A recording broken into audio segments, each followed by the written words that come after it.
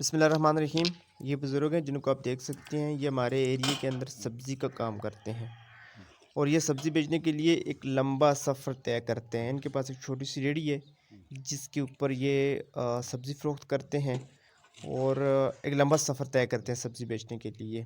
ان کی عمر کا اگر ایک اندازہ لگایا جائے تو تقریباً 70 سال سے اوپر ہے ان کی عمر، اور یہ بڑی مشکل سے ریڑھی کو چلاتے ہیں۔ اس کے علاوہ جو میری ویڈیو بنانے کا مقصد ہرگز کسی بھی شخص کو ڈیگریڈ کرنا نہیں ہے، بلکہ ایک میسج دینا ہے کہ نہ یہ لوگ امیر ہونا چاہتے ہیں اور نہ ایک بڑے گھر کی خواہش رکھتے ہیں۔ یہ فقط اپنی 3 وقت کی روٹی کے لیے اتنی سخت محنت کرتے ہیں، تو کائنڈلی آپ سے ریکویسٹ ہے کہ ان سے کچھ نہ کچھ چیز ضرور خرید لیا کریں۔